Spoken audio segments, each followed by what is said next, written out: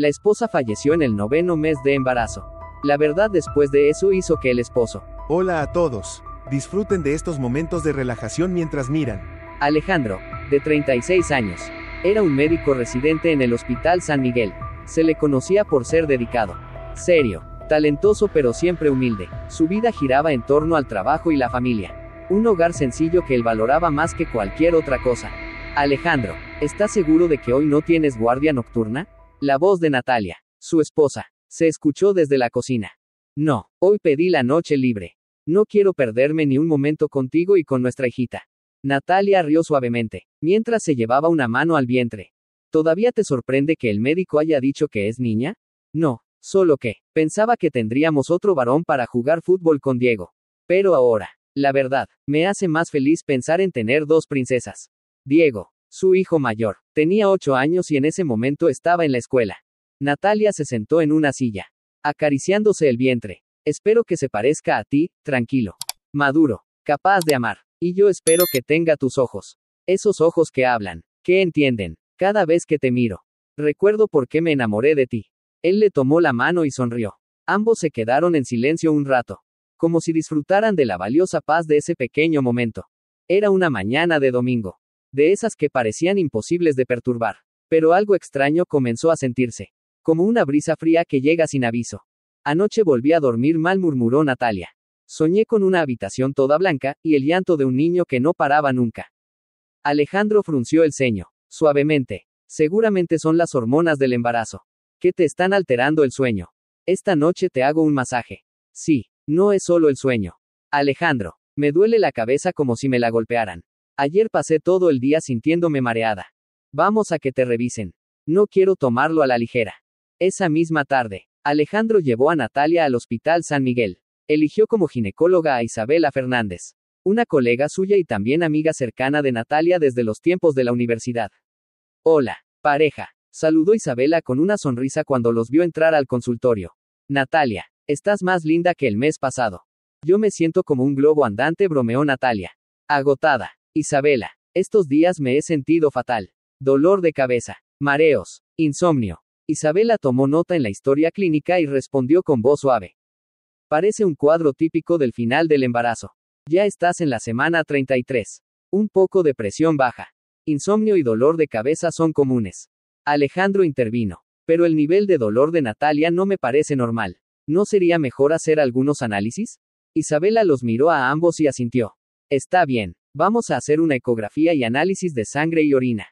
Pero no se alarmen. Alejandro, la mayoría de los casos no son peligrosos.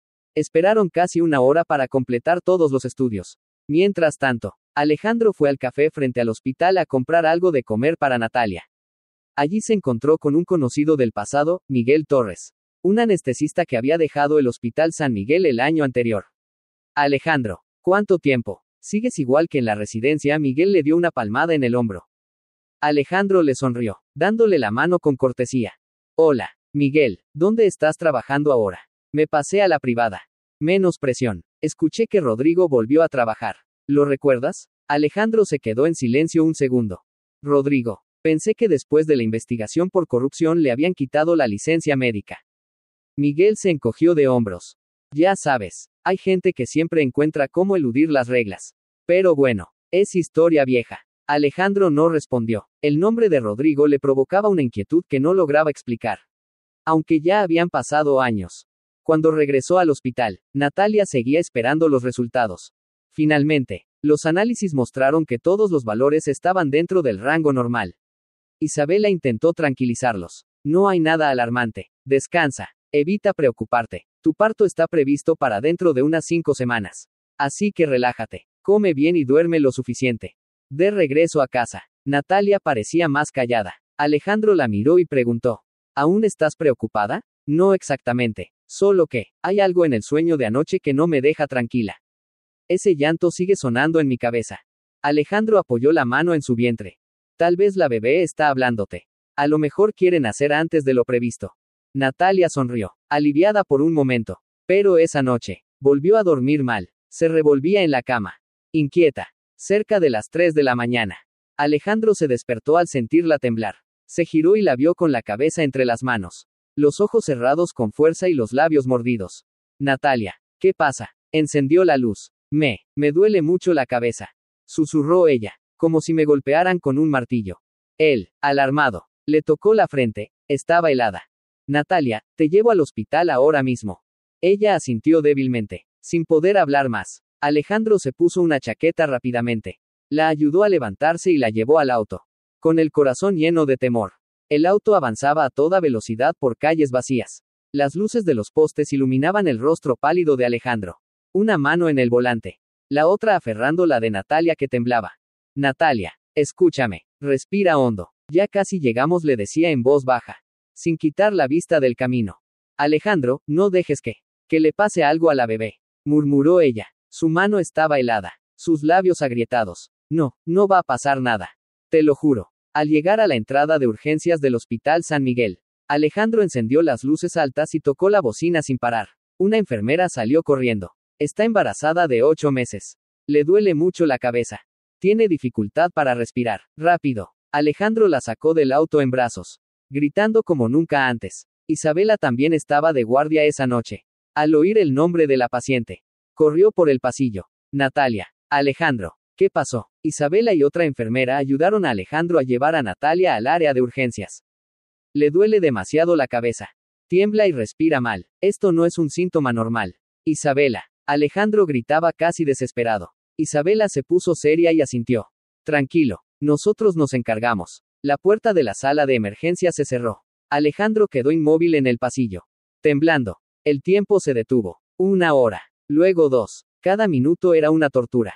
Un médico más, Antonio Vargas, jefe de obstetricia, se acercó con el rostro grave.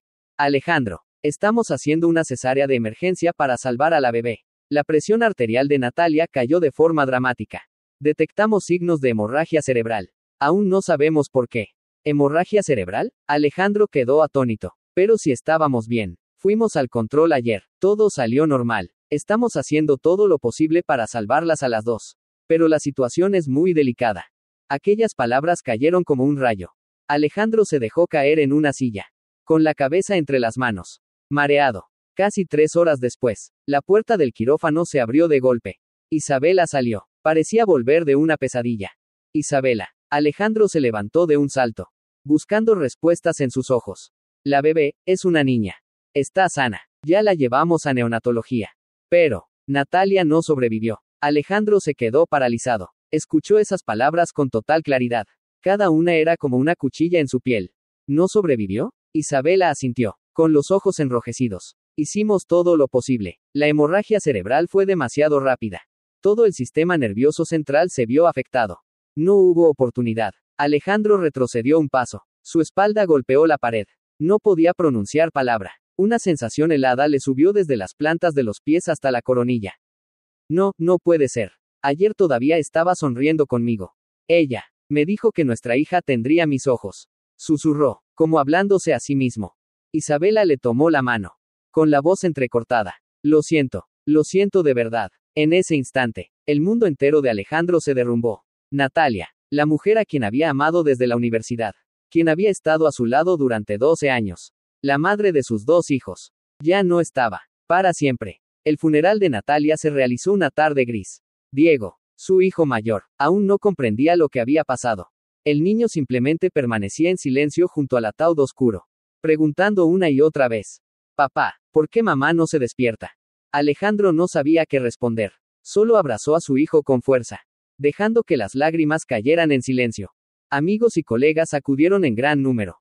Todos ofrecían sus condolencias en voz baja. Pero Alejandro no sentía nada más que un vacío invisible devorando su mente.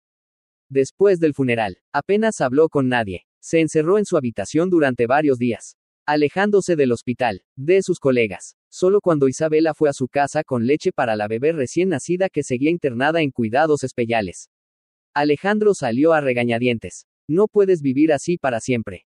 Alejandro, dijo Isabela con suavidad. Natalia no querría verte así.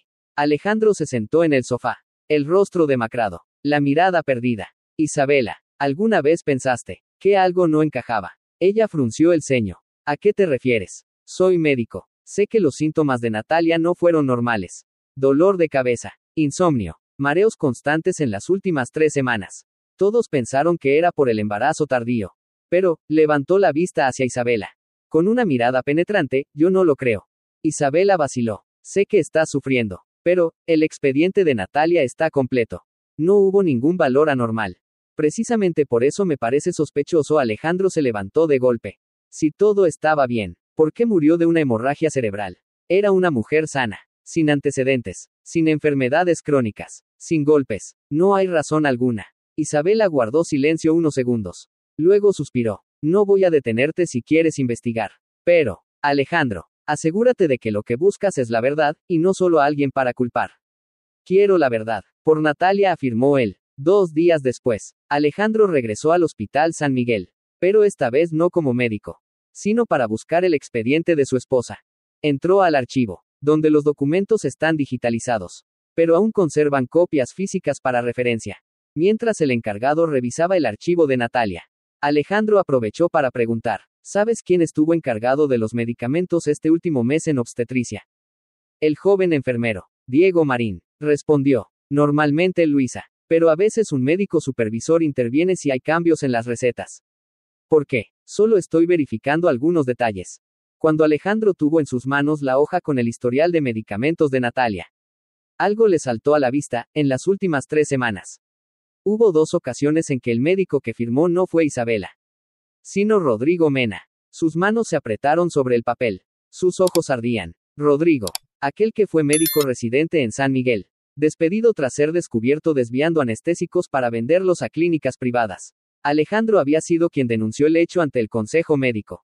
Rodrigo le había jurado, te haré pagar, tarde o temprano. Pero Alejandro pensó que todo eso había quedado atrás. 3 años atrás. Corrió al Departamento de Recursos Humanos y preguntó directamente. ¿Rodrigo Mena trabaja aquí? La secretaria dudó. Sí, está colaborando de nuevo en un periodo de prueba de 3 meses en la unidad de cuidados intensivos. ¿Quién lo recomendó para volver? No estoy segura, pero creo que fue el nuevo jefe de departamento. El doctor Félix Navarro. Alejandro cerró los ojos y respiró hondo. Sus manos temblaban. Sentía una mezcla de rabia, sospecha y miedo. Volvió a su oficina. Encendió la computadora y revisó los archivos internos. En el sistema, efectivamente, había 2 recetas modificadas por Rodrigo. Había cambiado un suplemento de hierro por otro con efectos secundarios severos sobre los vasos sanguíneos cerebrales si se usaba mal. Alejandro murmuró. No puede ser. Él lo hizo. Se levantó de golpe. Tomó las copias impresas y salió corriendo al pasillo. Isabela acababa de pasar por ahí. Alejandro, lo llamó. Él se volvió, con el rostro tenso. Isabela, necesito tu ayuda. Esto no es algo menor. ¿Qué dijiste? Isabela se detuvo en seco. Los ojos abiertos. Rodrigo alteró la medicación de Natalia. 2 veces. En las últimas 3 semanas. Isabela quedó helada, repitiendo ese nombre como si fuera una pesadilla que regresaba.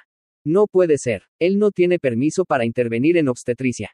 Solo trabaja en UCI. Alejandro le mostró la hoja con el registro. Aquí está la prueba. Tiene su firma digital. No sé cómo volvió al hospital, pero es un hecho que tocó la medicación de mi esposa.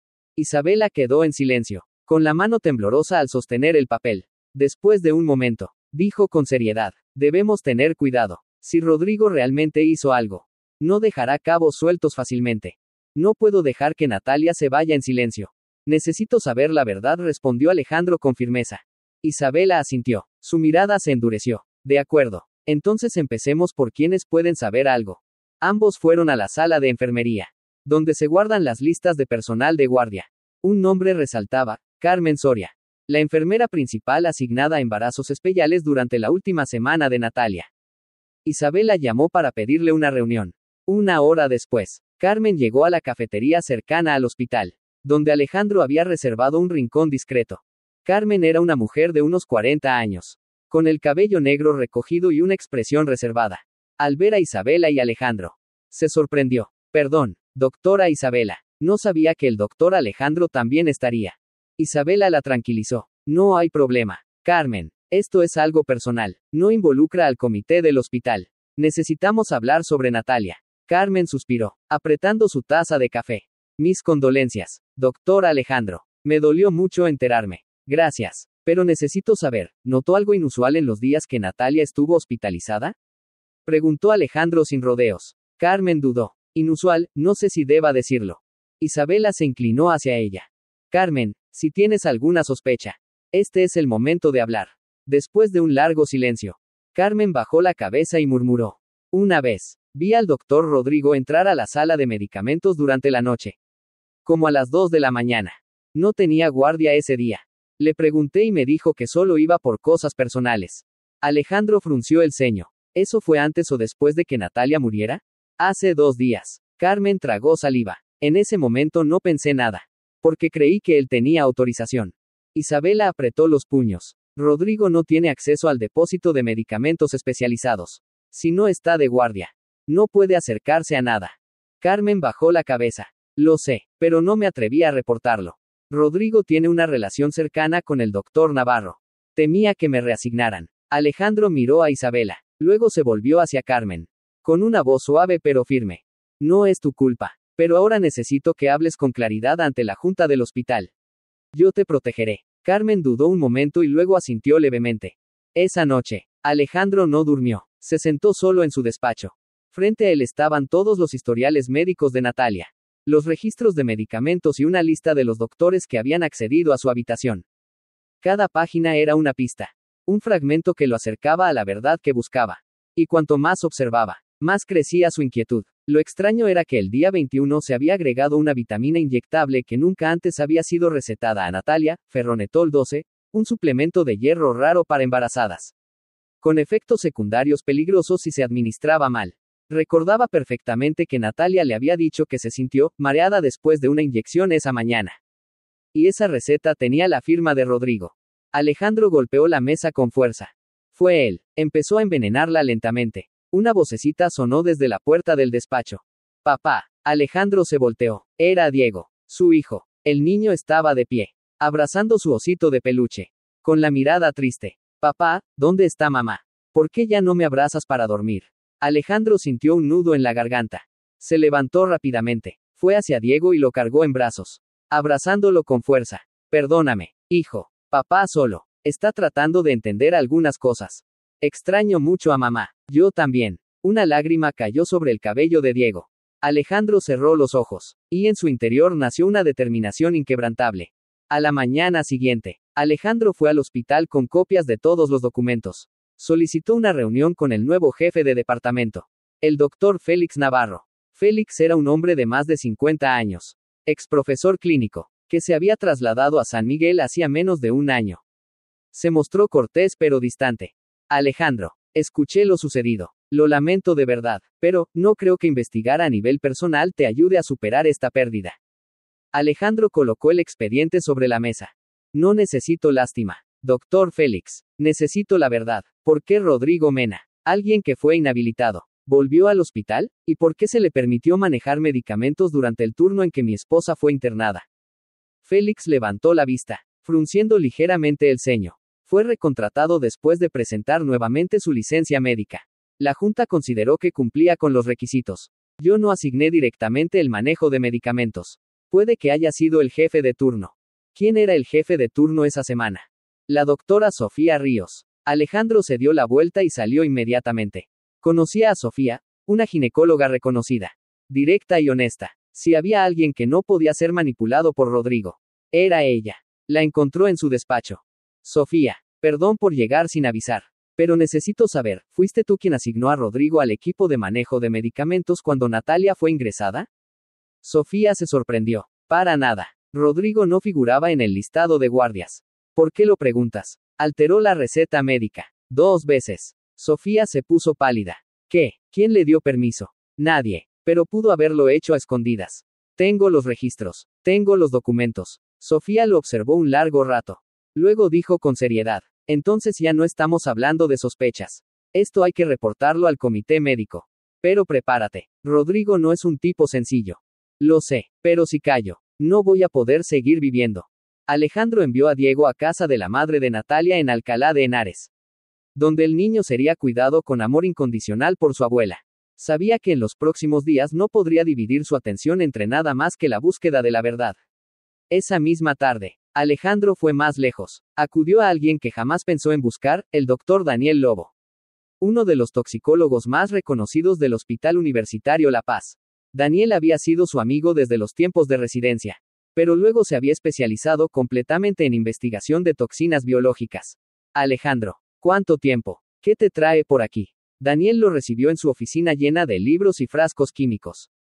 Necesito analizar un medicamento. Más concretamente, quiero saber qué pasa si se administra ferronetol 12 continuamente a una embarazada sana. En dosis altas. Daniel frunció el ceño. Ferronetol, nadie lo usa de forma continua. Provoca vasoconstricción central severa. Una embarazada que lo reciba en exceso puede sufrir un derrame cerebral. Hemorragia cerebral, incluso morir. Alejandro asintió lentamente. Exactamente lo que le pasó a mi esposa. Daniel se quedó en silencio. ¿Tienes alguna muestra para que la analice?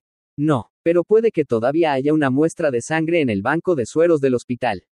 Daniel reflexionó un momento. Luego dijo, está bien, escribiré una solicitud para transferir la muestra aquí y hacer la prueba. Pero necesitamos un motivo oficial. Con una firma autorizada. Isabela me ayudará. Ella era la médica responsable de Natalia. Daniel asintió. Esperaré. ¿Y Alejandro? Sí. Daniel lo miró. Serio. Ten cuidado. Si tienes razón. Esto no es solo un asesinato. Puede ser una red de manipulación médica muy peligrosa. 3 días después, Daniel llamó. Alejandro. Acabo de recibir los resultados. La muestra de sangre de Natalia tiene niveles de ferroceno, un componente de ferronetol 8 veces superiores al límite permitido. Alejandro guardó silencio. Su garganta se cerró. Y hay algo más. Continuó Daniel. Detectamos un compuesto químico extremadamente raro, tetraceno. No forma parte de ningún suplemento prenatal. Su efecto colateral es romper la barrera hematoencefálica. Alejandro apenas podía respirar. Eso significa que alguien deliberadamente provocó una ruptura en sus vasos cerebrales desde adentro. En ese momento, todo se detuvo. Natalia no murió por un accidente. Fue asesinada. Alejandro colgó y se dejó caer en la silla. Cerró el puño con tanta fuerza que sus uñas se clavaron en la palma. Su mirada no se desvió ni un segundo del objetivo, el consultorio del doctor Rodrigo Mena. Empujó la puerta. El despacho estaba a oscuras, solo iluminado por el tenue resplandor de la pantalla de la laptop. Rodrigo estaba leyendo algo, con una expresión relajada, como si fuera un inocente más. Alejandro entró, cerró la puerta detrás de él. Rodrigo alzó la vista y esbozó una sonrisa burlona. Ah, el valiente doctor, por fin llegaste. Alejandro no respondió, lo miró directo a los ojos. No había ira, ni miedo, solo una frialdad que helaba la sangre. ¿Qué quieres?, preguntó Rodrigo, con un tono despreocupado, como si charlara en una cafetería. Alejandro colocó el expediente sobre la mesa. Página por página, capturas de cámara de seguridad, análisis toxicológico, receta médica con la firma de Rodrigo, declaración de Carmen, y finalmente el resultado del laboratorio de Daniel. Rodrigo echó un vistazo rápido. Luego se recostó en la silla, cruzando los brazos. Los mismos papeles de siempre. Ya lo dije. Todo eso es falso. Alejandro apretó los puños. Falso. Mi esposa murió por esas falsedades. Ella estaba sana, embarazada de mi hija, y después de unas semanas con tus falsedades, murió por una hemorragia cerebral. Rodrigo soltó una carcajada. Sabes, Alejandro, yo solía admirarte. Cuando éramos residentes, pensaba, este tipo siempre impecable. Siempre el correcto. Siempre querido por todos. ¡Qué fastidio! Alejandro frunció el ceño. ¿Y por eso envenenaste a mi esposa? No, fue porque me humillaste frente al comité disciplinario hace 3 años. Porque me hiciste perderlo todo. Porque tú, creíste tener derecho a jugar a ser juez y verdugo. Rodrigo se levantó y caminó detrás del escritorio. Su voz bajó el tono. Más grave, más peligrosa. Yo no maté a tu esposa. Solo, empujé un poco al destino. Era débil, con vasos cerebrales frágiles. Tal vez debiste cuidarla mejor. Alejandro. Alejandro dio un paso al frente, con la mirada encendida. Si te golpeo ahora mismo, pierdo mi licencia, pero lo haría si fuera necesario. Rodrigo no retrocedió. Al contrario, se acercó más y susurró. ¿Tú crees que tu hija recién nacida vivirá bien sin su madre? ¿O que vas a criarla con justicia y moral como alimento? Un puñetazo voló en su dirección. Pero Alejandro se detuvo a centímetros del rostro de Rodrigo. Su brazo temblaba, todo su cuerpo tenso como una cuerda a punto de romperse. No vales lo suficiente como para que me ensucie las manos contigo, dijo Alejandro entre dientes. Pero te juro, aunque me tome años, te voy a llevar ante un tribunal. Rodrigo se encogió de hombros, sin borrar esa sonrisa torcida. Los tribunales son lentos, y tú no sabes cuántas cartas tengo bajo la manga. Alejandro soltó una risa seca. Retrocedió. Tendrás abogados. Tendrás contactos. Pero olvidas algo, soy médico. Conozco el cuerpo humano. Y voy a rastrear cada huella que dejaste. Cada paciente que arruinaste. Se dio la vuelta, con el puño cerrado, y caminó hacia la puerta. Rodrigo gritó detrás de él. Buena suerte. La vas a necesitar. Alejandro no respondió, pero en su interior, esas palabras no eran amenaza. Eran combustible. Isabela lo esperaba en su oficina. Cuando Alejandro entró, ella notó de inmediato el cambio en su mirada. Ya lo viste, dijo Alejandro. Tenemos suficientes pruebas. Es hora de llamar al comité médico. La junta de emergencia fue convocada el lunes por la mañana, con la presencia del jefe de departamento Navarro, 2 miembros de la dirección del hospital, un representante del Ministerio de Salud de la Comunidad de Madrid, y también Rodrigo, que mantenía su calma glacial. Alejandro entró con el expediente en mano, la mirada firme. Isabela tomó la palabra primero, presentando toda la cadena de evidencias, historial de acceso al sistema por parte de Rodrigo, recetas médicas anómalas, declaración de la enfermera Carmen, y el análisis toxicológico del Hospital La Paz. Rodrigo se mantuvo en silencio, apenas esbozando una sonrisa burlona cuando mencionaban su nombre. Finalmente, Navarro habló. Doctor Alejandro, comprendemos su pérdida, pero como se ha dicho, necesitamos pruebas claras de que Rodrigo causó directamente la muerte de su esposa. Alejandro no dijo nada, solo encendió el proyector. En la pantalla apareció un video corto, extraído de la cámara de seguridad del área de farmacia, del día 21 del mes pasado. 1:58 de la mañana de la madrugada. Rodrigo aparece, abre el depósito, toma una pequeña jeringa de color verde, la guarda en el bolsillo y se va. Uno de los miembros del comité dejó escapar un murmullo de sorpresa. Esa es una cámara secundaria. Rodrigo no sabía que seguía grabando, explicó Isabela. Alejandro avanzó, su voz grave pero firme. Envenenó a mi esposa, y puede que no sea la única víctima. Rodrigo finalmente habló. Se echó a reír. Por favor, un video no prueba nada. Podría decir que tomé esa muestra para un estudio. Alejandro asintió. ¿Y qué con el análisis de sangre de Natalia? Y el tetracene que no existe en ningún suplemento prenatal. Rodrigo se quedó un segundo en silencio. Luego alzó una ceja. Son buenos inventando cosas. Isabela lanzó el expediente sobre la mesa. El análisis toxicológico fue verificado por 3 expertos independientes. Tu nombre, Rodrigo Mena, pronto dejará de figurar en cualquier sistema de salud. Deberías rezar para no ser procesado penalmente. La sala se llenó de murmullos. Navarro golpeó la mesa con la mano. La sesión se suspende. Iniciaremos una investigación de alto nivel. Rodrigo se levantó, la mirada incendiaria clavada en Alejandro. Muy bien hecho. Pero no creas que ganaste. Alejandro lo miró. Tranquilo. No quiero ganar. Solo quiero justicia para Natalia. Y que mi hija crezca sin una mentira asquerosa sobre la muerte de su madre. Rodrigo salió de la sala. Esta vez, nadie le dirigió el saludo. Alejandro se sentó, con el corazón ardiendo. Pero ya no por rabia, era el fuego de la verdad que comenzaba a iluminarse.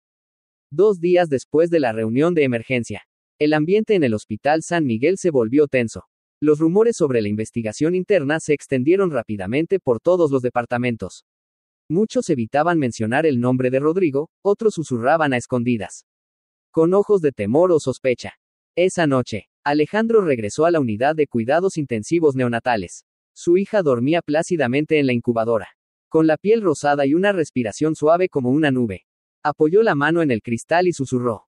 Papá ya vio al hombre que mató a tu mamá. Me miró como si no hubiera hecho nada mal. Pero tranquila, tu mamá no será olvidada. Y tú vas a crecer sin miedo a la oscuridad. La jefa de enfermería de la UCI neonatal, María Delgado, una mujer de unos 50 años, se acercó. La bebé come bien y está muy sana. Doctor Alejandro, pero le recomiendo que elija pronto un nombre. Necesitamos el acta de nacimiento para los próximos trámites. Alejandro asintió, sin apartar la vista de su hija. Laura, dijo en voz baja. Perdón, preguntó María. Se llama Laura. Laura Álvarez. María sonrió. Un nombre hermoso. Muy hermoso. Esa noche, Alejandro recibió un correo electrónico anónimo. Sin asunto. Sin mensaje. Solo un archivo adjunto titulado, Accesos de Rodrigo a otros pacientes. Lo abrió. Era una lista con casi 20 pacientes cuyas recetas habían sido modificadas por Rodrigo en los últimos 3 meses. Algunos nombres venían acompañados por anotaciones como, insuficiencia renal aguda, convulsiones, e incluso una línea decía, muerte por shock anafiláctico sin causa identificada. Alejandro llegó al final de la lista. El corazón golpeando con fuerza. Al final, una frase escrita a mano. No puedo seguir callando. CS. Carmen Soria. Alejandro se quedó paralizado. Un escalofrío recorrió su espalda. Natalia no era la única. Rodrigo había hecho esto a muchos. Tal vez durante años. Tomó el teléfono y marcó. Isabela contestó de inmediato. ¿Qué pasa?, preguntó Alejandro con voz ronca. ¿Qué sucede? No estamos luchando contra un asesino. Estamos enfrentando a un demonio vestido con bata blanca. A la mañana siguiente, justo al llegar al hospital, Alejandro recibió una llamada de Isabela. ¿Revisaste el buzón interno?, preguntó ella, con voz urgente. ¿Aún no lo sabes? Rodrigo acaba de presentar una solicitud de licencia por 3 meses. Adjuntó un documento alegando que fue amenazado por tú. Alejandro se detuvo en seco en medio del pasillo. ¿Qué? Isabela suspiró. En la solicitud, dice que entraste a su oficina y lo amenazaste para que confesara. Incluso adjuntó una grabación editada donde solo se escucha tu voz diciendo, te llevaré a juicio. Aunque tenga que hacer lo que sea. Alejandro cerró los ojos. Él ya había empezado a contraatacar. Tenemos el video, el análisis, el testimonio de Carmen. Y él tiene abogados, medios de comunicación, contactos. Alejandro está jugando una partida política. Alejandro respiró hondo entre dientes. Entonces jugaremos la carta de la verdad. Esa tarde, Alejandro llamó al despacho jurídico del Hospital Universitario Complutense. Allí trabajaba un viejo amigo suyo, Carlos Herrero, abogado especializado en negligencias médicas. Alejandro, hace años que no hablábamos. Acudiste al indicado. Ya había escuchado algo sobre tu caso. Pero no imaginé que fuera tan grande. Carlos, no necesito compasión. Necesito a alguien que me acompañe a los tribunales. Tengo pruebas. Tengo testigos. Y no me detendré hasta que Rodrigo pierda su licencia médica para siempre o termine en prisión. Carlos soltó una leve risa. Entonces empecemos dándole un buen golpe. Envíame todos los archivos. Presentaré una demanda civil de inmediato. Y coordinaré con las autoridades de la comunidad. Alejandro asintió. Gracias. Y Carlos, nada de suavidades. Él no solo mató a mi esposa. Es un depredador con bata blanca. Entendido. Esa frase la incluiré en el expediente. El 2 de noviembre, Alejandro y Carlos presentaron formalmente una denuncia contra Rodrigo Mena ante el Tribunal de la Comunidad de Madrid. Con los cargos de homicidio involuntario por negligencia médica, falsificación de documentos clínicos, manipulación ilícita de medicamentos y destrucción intencional de pruebas. Adjuntaron el análisis toxicológico, los videos de seguridad, la declaración de la enfermera Carmen Soria, y la confirmación del doctor Daniel Lobo. Isabela también firmó el informe como médica responsable del seguimiento prenatal de la paciente. Esa noche, la casa de Alejandro fue atacada con piedras. Acababa de dormir a la pequeña Laura cuando escuchó el estruendo de vidrios rotos en la sala. Al salir corriendo, encontró la ventana hecha añicos y una hoja arrugada con un mensaje. Cállate, si quieres seguir vivo con esa niña. Sin firma, solo una frase escrita en rojo, garabateada como si fuera con sangre. Alejandro llamó a la policía.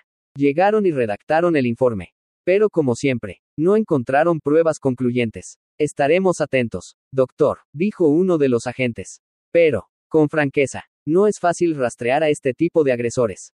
Alejandro no respondió. Se quedó mirando los trozos de vidrio en el suelo. La luz reflejándose débilmente. Su hija dormía detrás de esa puerta. Y él se prometió no dejar que nada volviera a acercarse a ella. Carlos llegó al día siguiente con novedades. Rodrigo contrató a un bufete de alto nivel, Bufete Santa Cruz. Están intentando invalidar las imágenes de la cámara y alegan que el testimonio de Carmen fue forzado. Alejandro sirvió café en silencio. Él sabe exactamente dónde están nuestras debilidades. Pero no sabe que tenemos más armas. Carlos sacó una copia del archivo que Carmen había enviado anónimamente por correo electrónico. 20 pacientes con recetas manipuladas. 2 de ellos murieron. ¿Vas a usar eso? No de inmediato. Pero es nuestro as bajo la manga. Ya concerté citas con 3 personas de la lista o sus familias para confirmar los hechos. Alejandro miró a Carlos con otros ojos. Hacía mucho que no sentía que alguien compartía de verdad su carga. 2 semanas después, el caso llegó a los medios. El sitio de noticias médicas medicinaabierta.es publicó un artículo titulado Médico acusado de alterar medicamentos provoca la muerte de embarazada, Hospital San Miguel bajo investigación. Debajo, una foto de Alejandro con su hija recién nacida en brazos. La mirada llena de dolor. A su lado, una cita. No pido justicia solo para mí. Quiero que todos los pacientes estén protegidos de los que se esconden tras una bata blanca. El artículo fue compartido miles de veces. Pacientes que alguna vez fueron víctimas de Rodrigo empezaron a enviar cartas, correos y llamadas al despacho de Carlos. Un hombre llamado Pedro García, padre de una víctima fallecida tras una cirugía menor, contactó directamente. Doctor Alejandro, mi hija murió el año pasado. Dijeron que fue por un shock alérgico. Pero yo siempre dudé, y ahora, le creo. A Alejandro le temblaron las manos al escuchar eso. Don Pedro, lo siento mucho. Y le prometo, esta vez, todos sabrán la verdad. A finales de noviembre, Rodrigo fue oficialmente suspendido de ejercer la medicina mientras durara la investigación. Alejandro recibió la noticia mientras cambiaba el pañal de la pequeña Laura. Miró a su hija reír dentro de la cuna. Y en sus ojos brilló una luz nueva. Isabela, la jefa, llamó por teléfono. Alejandro, ya lo suspendieron. No puede atender a ningún paciente hasta el juicio. Alejandro se sentó, sintiendo como si alguien le drenara el peso de encima con suavidad. Doctora Isabela, gracias. No me agradezcas a mí. Agradécele a Natalia. Ella fue quien nos obligó a pelear. Pero luchar no significaba que todo había terminado. Rodrigo presentó una contrademanda, acusando a Alejandro de difamación, falsificación de documentos, manipulación de testigos y uso indebido de los medios para generar presión pública. Carlos estaba sentado en su oficina, leyendo el documento, y negó con la cabeza. Era de esperarse. Ahora juega a la víctima. Pero estamos listos. Alejandro sirvió té. Sus ojos ya no temblaban. Mejor así. Cuanto más fuerte ataque, más se va a exponer. Carlos sonrió. ¿Y tú desde cuándo sabes de leyes? Desde que mi esposa murió por una inyección suya. Esa noche, Carmen Soria, la enfermera que antes temía hablar, llamó con voz temblorosa. Doctor Alejandro, alguien me sigue desde hace días, no tengo pruebas. Pero, tengo miedo. Carmen, escúchame, ven a mi casa ahora mismo. No voy a dejarte sola. Carmen llegó con los ojos hundidos por el insomnio. Alejandro le preparó té y le acomodó el sofá. No necesitaban hablar mucho. Su presencia ya era un testimonio. ¿Sigues dispuesta a testificar?, preguntó él. Carmen asintió. Ese hombre convirtió mi vida en una pesadilla. Pero no puedo dejar que Natalia muera en vano. No puedo dejar que vuelva a matar. Alejandro tomó su mano, con firmeza pero con ternura. No está sola. El día del juicio se acercaba. Y Alejandro sabía que la noche aún no había terminado. Pero por primera vez en muchos meses, tenía una chispa de esperanza. No en los tribunales, sino en su hija, que dormía plácidamente en la cuna. La mañana del primer día de diciembre, Alejandro se despertó con el sonido insistente del teléfono a las 5 en punto. Miró la pantalla. Carlos Herrero. Contestó de inmediato. Carlos, necesito que vengas a mi oficina ahora. No uses tu auto. Y no entres por la entrada principal. ¿Qué pasó? Alejandro se incorporó de golpe. La oficina fue allanada anoche. Se llevaron el servidor. Los documentos fueron revueltos. Pero no se llevaron nada. Es como si fuera una advertencia. Alejandro guardó silencio unos segundos. Luego dijo, voy para allá. Cuando Alejandro llegó, la policía ya había colocado una cinta de seguridad frente al edificio. La oficina de Carlos estaba en el tercer piso, el vidrio de la ventana estaba roto. Los muebles desordenados, los expedientes destrozados como si un huracán hubiera pasado por ahí. Carlos tenía los brazos cruzados, de pie junto a un oficial de policía. Al ver a Alejandro, lo llevó a un rincón. Nos preparamos, pero no pensé que actuarían tan descaradamente. ¿Se llevaron algo? No, los documentos importantes fueron trasladados a la nube la semana pasada. Pero un disco duro de respaldo desapareció. ¿Cuál? Alejandro frunció el ceño. El que contenía la grabación del testimonio de Carmen. Alejandro apretó el puño. Carlos continuó. Carmen necesita protección. Van a intentar silenciarla. Alejandro asintió. La llevaré a Alcalá de Henares. A casa de la madre de Natalia. Es un lugar tranquilo. Vecinos de confianza. Difícil de alcanzar. Hazlo ya. Y lleva a la pequeña Isabela también. No podemos permitir que los separen. Ustedes tres son las piezas más importantes de este caso. En el camino a Alcalá, Carmen iba sentada en el asiento trasero, abrazando con fuerza su pequeña mochila. Sus ojos aún mostraban el impacto. ¿Estás bien?, Alejandro preguntó con suavidad. Carmen asintió, pero guardó silencio por un momento antes de hablar. Pensé que con decir la verdad bastaba. Pero ellos son demasiado inteligentes, demasiado crueles. Ya no estamos solos en esta lucha, dijo Alejandro, mirando de reojo a su hija dormida en el asiento junto a él. Ahora tengo una hija. Ya no tengo miedo. Carmen observó a Alejandro un rato. Y luego murmuró. La doctora Natalia tuvo mucha suerte. Alejandro cerró los ojos, conteniendo la emoción. No, el afortunado fui yo, porque ella me amó. Una semana después, se celebró la primera audiencia. Rodrigo no se presentó. En su lugar, asistió su abogado, Mateo Valle, un hombre de cabello canoso y voz suave como aceite, quien presentó una solicitud de aplazamiento, alegando que su cliente había sido amenazado física y psicológicamente de manera grave. Carlos se opuso de inmediato. Señoría, mi cliente perdió a su esposa. Está criando a una niña recién nacida. Fue víctima de un ataque en su casa y recibió amenazas de muerte. Si hablamos de amenazas, nadie ha sido más perjudicado que él. El juez no tomó una decisión inmediata. La audiencia fue postergada 3 días. Alejandro salió del tribunal en silencio. El cansancio lo envolvía como una niebla espesa. Pero dentro de él, seguía ardiendo algo que no se podía apagar, el deseo de justicia. Esa noche, recibió un mensaje de un número desconocido. Sin texto, solo una foto. En la imagen, su hijo Diego jugaba en el tobogán del patio de la escuela. La foto estaba tomada desde un ángulo oculto. Claramente no por un maestro ni un familiar. Alejandro se quedó helado. Acto seguido llegó otro mensaje. La justicia puede matar a un niño. Llamó de inmediato al colegio. Diego estaba bien, descansando en la sala de siesta. Alejandro fue a buscarlo de inmediato y lo llevó a Alcalá, sin decir una sola palabra. Esa noche, se sentó junto a su hijo, apretando con fuerza el teléfono, con la sangre latiendo en cada dedo. Isabela llamó. Él contestó con voz ronca. Le tomaron fotos a Diego. Se atrevieron a amenazar a mi hijo. Isabela contuvo el aliento. Tenemos que acabar con esto. Y rápido. ¿Puedes convocar al comité médico ampliado? Si el tribunal aún no actúa, al menos el hospital debe tomar medidas internas. Sí, contactaré a Ana Palacios, jefa del departamento legal del hospital. Ella no soporta a Rodrigo. 2 días después, un comité interno de 9 miembros se reunió de urgencia.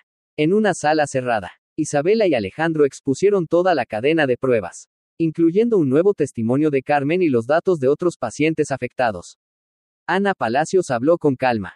No podemos sustituir al sistema judicial, pero si hay suficientes indicios de violación ética médica, este comité tiene autoridad para suspender de forma permanente toda actividad del Dr. Rodrigo Mena en cualquier institución de la Red de Salud Pública de Madrid. Un médico llamado Eduardo Frías, excompañero de Rodrigo, intervino. Debemos ser cuidadosos. Rodrigo tiene influencia. ¿Y si nos demandan por procedimientos indebidos? Alejandro lo interrumpió. Cada palabra clara como cristal. Doctor Eduardo, mi esposa Natalia murió por una inyección no autorizada. Y al menos 2 pacientes más también murieron bajo el cuidado de Rodrigo. ¿Ser cuidadoso significa quedarnos callados y esperar más muertes? La sala quedó en silencio. Ana Palacios golpeó suavemente la mesa. Procederemos a votar. Tendremos resultados en 24 horas. A la mañana siguiente, Alejandro estaba preparando el desayuno para Diego cuando sonó el teléfono. Era Isabela. Alejandro, dijo con voz entrecortada. El comité acaba de anunciarlo.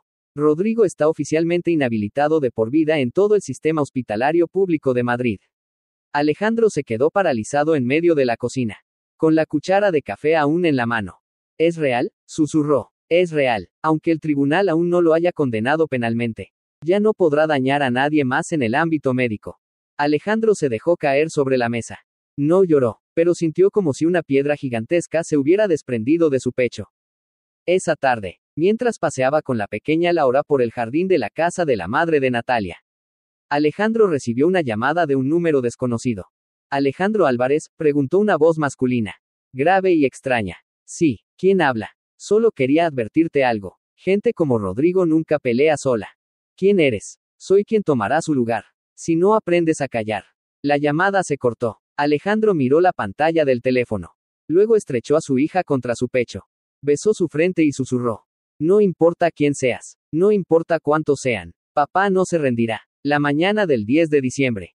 Llovía ligeramente en Madrid. El cielo gris cubría las calles. Pero dentro del Tribunal Regional de Madrid, el ambiente era tenso. Como si todas las emociones contenidas durante meses estuvieran a punto de estallar. Alejandro bajó del taxi junto a Carlos y Isabela. Vestía un traje negro, impecable, y sostenía con fuerza su portafolio contra el pecho, como si abrazara su propio corazón. ¿Estás listo?, preguntó Carlos, apoyando una mano sobre su hombro. Alejandro asintió. Estoy listo desde el día en que Natalia cerró los ojos por última vez. Isabela caminaba a su lado. Le acomodó el cuello del saco. Luchamos por ella. Y por los que nunca pudieron hablar. La puerta de la sala de audiencia se abrió. Dentro, Rodrigo estaba sentado con expresión serena. Las manos entrelazadas sobre el regazo. A su lado, el abogado Mateo Valle, con el mismo rostro pulido de siempre. La jueza presidenta era Mercedes Antón. Una mujer de más de 50 años. Conocida por su rigor y rectitud. Una vez que todos estuvieron sentados, la jueza golpeó el mazo. Se declara abierta la sesión. Carlos tomó la palabra. Con voz firme. Señoría, mi cliente, el doctor Alejandro Álvarez, no está aquí por venganza personal. Está aquí por justicia. Por una esposa cuya vida fue arrebatada con intención. Y por una larga lista de pacientes que también fueron víctimas de un sistema de salud manipulado por alguien que se viste de médico, pero actúa como un demonio. Rodrigo esbozó una sonrisa torcida. Pero no interrumpió. Aún esperaba su turno para contraatacar. Carlos continuó presentando la cadena de pruebas. Recetas firmadas por Rodrigo sin autorización. Grabaciones de cámaras que lo muestran entrando al depósito de medicamentos a las 2 de la madrugada. Resultados del análisis toxicológico del Hospital La Paz. Testimonio de Carmen Soria. Expedientes de 20 pacientes cuyas recetas fueron alteradas por Rodrigo de forma irregular.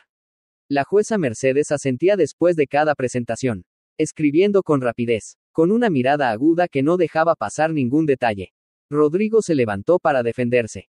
Estoy siendo difamado. Esos documentos son falsos. No tengo ningún motivo para hacerle daño a nadie.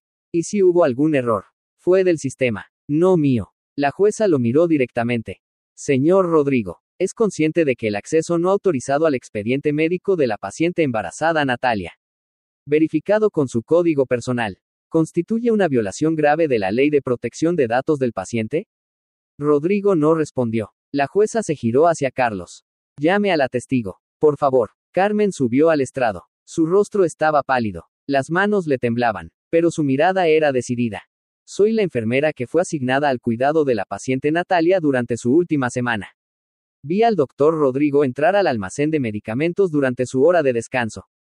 Sin estar de guardia, le pregunté, y me dijo que iba a recoger objetos personales. Pero luego noté que faltaba un frasco de Ferronetol 12. Y recuerdo haber visto su nombre en la receta de esa mañana. Aunque no hubo ninguna consulta formal. Mateo Valle se puso de pie. Señorita Carmen, ¿es cierto que usted recibió un préstamo interno del fondo de personal del hospital el año pasado? Carmen asintió. Sí. Entonces, ¿es posible que, por gratitud hacia la administración, haya sido presionada para testificar en favor de la parte demandante? Carmen apretó los labios. Luego miró directamente a la jueza. Me obligaron a callar, pero nadie me obligó a decir la verdad hoy. Toda la sala quedó en silencio. Solo se oía el golpeteo suave de la lluvia afuera.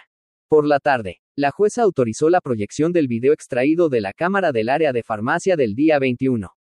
Rodrigo apareció claramente en la pantalla, abriendo el almacén, sacando un pequeño frasco y guardándolo en su bolsillo.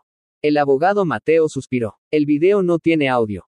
No se puede comprobar con certeza el propósito de esa acción. Carlos abrió su laptop y mostró un informe firmado por el técnico de informática del hospital. La cámara fue verificada. No hay edición. Y la hora coincide con el ingreso al sistema bajo el usuario rm_1981. Esto constituye acceso no autorizado. Rodrigo intentó mantener la compostura. Pero su mirada comenzó a tambalearse. El segundo día del juicio. Alejandro testificó oficialmente. Subió al estrado y, con calma, relató todo, desde los síntomas extraños de Natalia, la noche de su muerte, y su camino paciente en busca de cada detalle que revelara la verdad. Cuando abracé a mi esposa por última vez, ella aún me sostenía la mano. En esa palma estaba la señal de una vida que fue arrebatada, y no pude quedarme sentado. Alejandro se quebró. Él no solo mató a mi esposa, mató mi fe en esta profesión. Y no permitiré que nadie, bajo el nombre de médico, vuelva a herir a otro paciente. La jueza Mercedes preguntó, si se dicta una sentencia de culpabilidad, el señor Rodrigo Mena podría enfrentar hasta 32 años de prisión y la inhabilitación permanente. Doctor Alejandro, ¿pide algo más? Alejandro guardó un segundo de silencio. Luego dijo, solo quiero que mi hija crezca en un mundo donde quienes visten una bata blanca merezcan ser llamados médicos. Eso basta. El tercer día, Carlos presentó un testigo inesperado, Pedro García, padre de una paciente fallecida. Pedro entró con un viejo sobre en la mano. Habló con voz rasposa. Esta es una carta de mi hija. La escribió un día antes de morir. Decía que la inyección la hizo sentir mareada. Le costaba respirar. La llevé a analizar, pero el hospital dijo que no había muestras. Ahora entiendo por qué. Carlos entregó la carta al tribunal. Tras verificar la caligrafía y la fecha, la jueza Mercedes asintió. El tribunal ha recabado pruebas y testimonios suficientes. La deliberación será mañana. Rodrigo se puso de pie de golpe. Me tendieron una trampa. Todos quieren convertirme en chivo expiatorio. No tienen más que emociones. La jueza golpeó el mazo por última vez. Silencio. Si vuelve a interrumpir, será retirado de la sala. Rodrigo se desplomó en su asiento, el sudor empapándole las sienes. Sabía que todas sus cartas estaban sobre la mesa. La jueza levantó el mazo y con solemnidad anunció.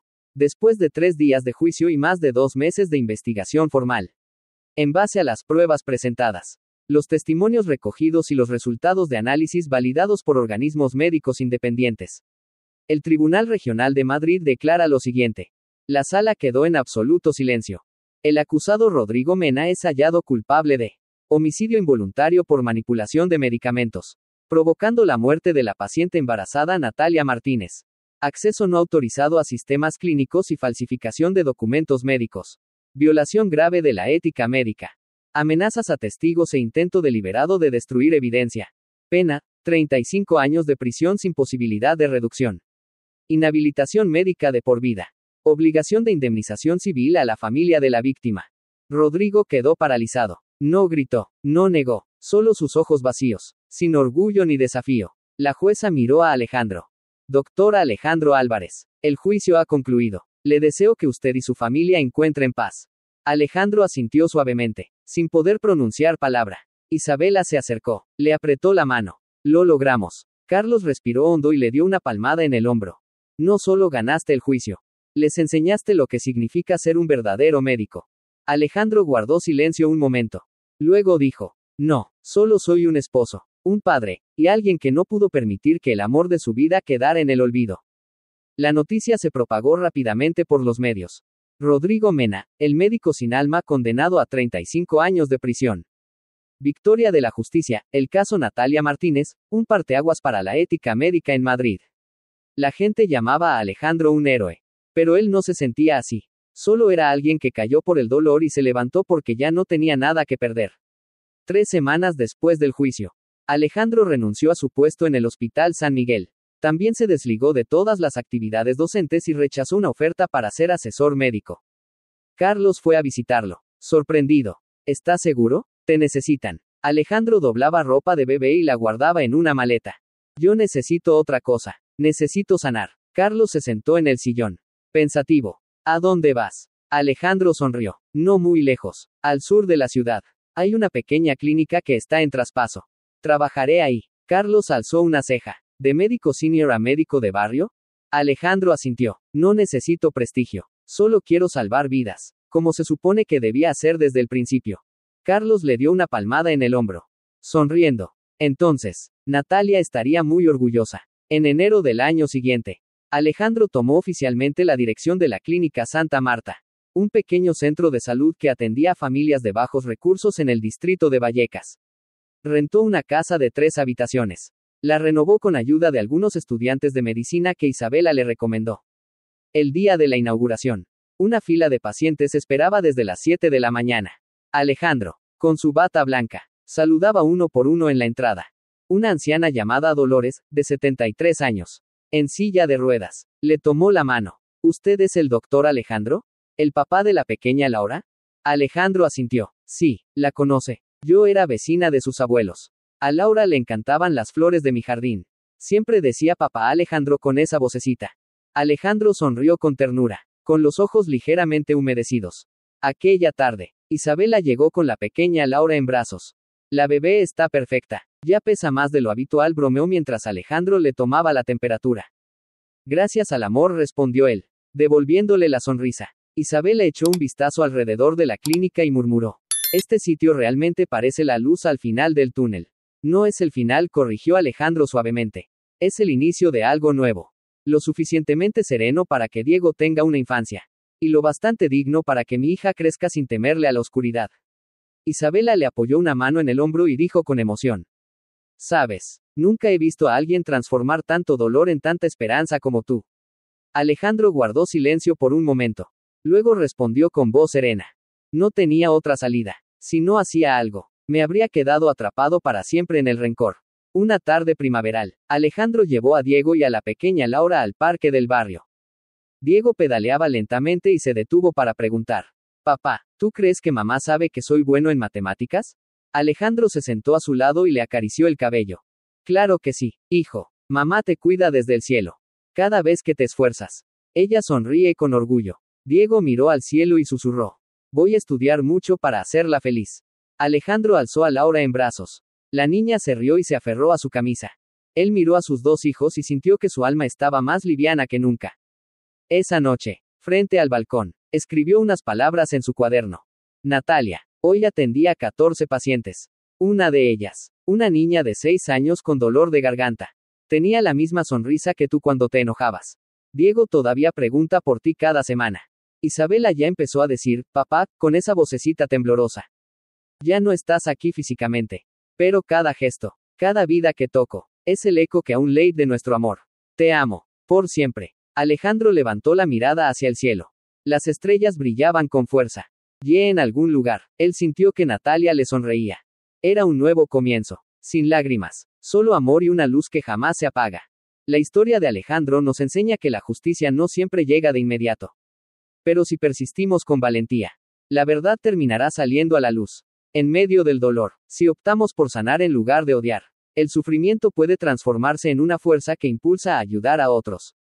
Ninguna injusticia puede ocultarse eternamente. Y la integridad sigue siendo la luz más poderosa en la oscuridad. A pesar de la pérdida, el amor puede seguir dando vida a la esperanza y a un renacer profundo. Si te ha gustado esta historia, te invitamos a dar like y suscribirte a nuestro canal. Tu apoyo nos motiva a seguir trayendo historias conmovedoras casi todos los días. Estamos muy agradecidos por tu apoyo. Nos vemos pronto.